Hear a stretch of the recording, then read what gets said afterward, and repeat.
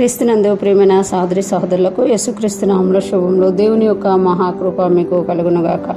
ఈరోజు దేవుడు మనకిచ్చిన మాట లేవీకాండము 19వ అధ్యాయము 4వ వచనం. మీరు వ్యర్థమైన దేవతల తట్టు తిరగకూడదు, మీరు పోత విగ్రహములను చేసుకొనకూడదు, నేను మీ దేవుడినైనా యెహోవాను.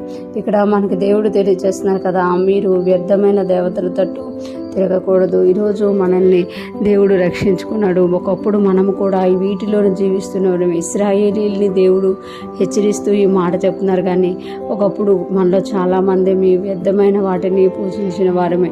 కానీ దేవుడు మరలా మనల్ని తన కృప ద్వారా రక్షించుకొని మనకు మారు మనసు కలగజేశారు. ఇక్కడ మనం చూసుకుంటే వ్యర్థమైన దేవతల తట్టు తిరగకూడదు, మరలా మనం అటు సైడు తిరగకూడదు అని చెప్తూ ఉంటాం. చాలాసార్లు వ్యర్థమైన దేవతలే కాదు, వ్యర్థమైన విషయాల వైపు కూడా మనం తిరగకూడదు అని ఇక్కడ తెలియచేయబడుతుంది అనమాట. అంటే విగ్రహము ఎంత ప్రభావమో అనుకుంటున్నామో, వ్యర్థమైన అలవాట్లు, వ్యర్థమైన ఆచారాలు మనం ఏదైతే రక్షింపబడినప్పుడు విడిచిపెట్టి వచ్చామో వాటి వైపు మరలా మనం తిరగకూడదు అని ఇక్కడ దేవుడు తెలియజేస్తున్నమాట. మీరు పోత విగ్రహములను చేసుకునకూడదు. అంటే అప్పుడు వారు ఏ రూపం వారికి కనబడదు, ఆ రూపాన్ని పోత పూసుకుని అదొక దేవుడుగా చేసేవారు. ఈ దినాల్లో కూడా మనం ఇలాంటి విషయాలు చాలా చూస్తూ ఉంటాం అనమాట. పోత పోసిన వాటిని పూజించుకోవడం అనమాట.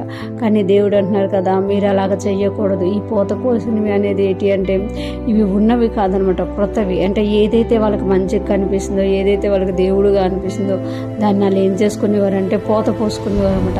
అంటే దాన్ని ఒక విగ్రహంగా వాళ్ళు చేసుకునేవారు అనమాట. ఈరోజు దేవుడు చెప్తున్నారు కదా, అంటే కొత్తగా దేవుడిని చేసుకోవడం, కొత్త వాటిని ఎవరో ఏదో చేస్తున్నారని దాన్ని తెచ్చిపెట్టుకొని మరలా చేసుకోవడం అనమాట. అలాగ మీరు చేసుకోకూడదు, నేను మీ దేవుడిని యెహోవాని అని చెప్తున్నమాట.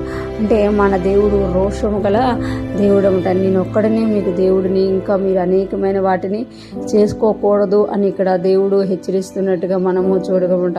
ఇక్కడ మనం చూసుకుంటే వ్యర్థమైన దేవతలు, పోత విగ్రహాలు. అంటే మనం ఏదైతే వ్యర్థమైన వాటిని విడిచిపెట్టి వచ్చామో వాటిని మనం మరలా వాటిని తీసుకోకూడదు. అలాగే కొత్త వాటిని, అంటే కొత్త అలవాట్లు, దేవునికి విరోధమైన కొత్త అలవాట్లు, దేవునికి విరోధమైన వాక్యానికి విరోధమైన కొత్త వాటిని వాళ్ళు అలా చేస్తున్నారు కదా, వీళ్ళ దేవుడు ఏది చెప్తున్నారో అదే మనం చేయాలి. కానీ ఎవరో ఏదో చేస్తున్నారని మనం చేయకూడదు అని ఈరోజు దేవుడు మనకి తెలియచేస్తున్నారు. ఈరోజు ఫ్రెష్ మనం వింటున్న ప్రతి ఒక్కరూ జ్ఞాపకం చేసుకోవాలి.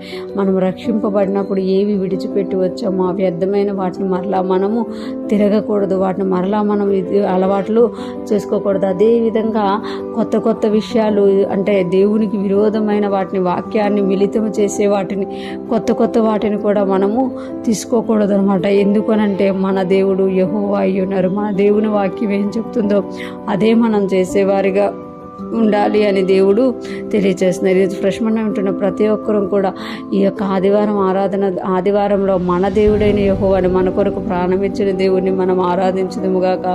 దేవుని కృపలో వర్ధిల్లుతూ ముందుకు సాగిపోదుముగాక. ఆమేన్.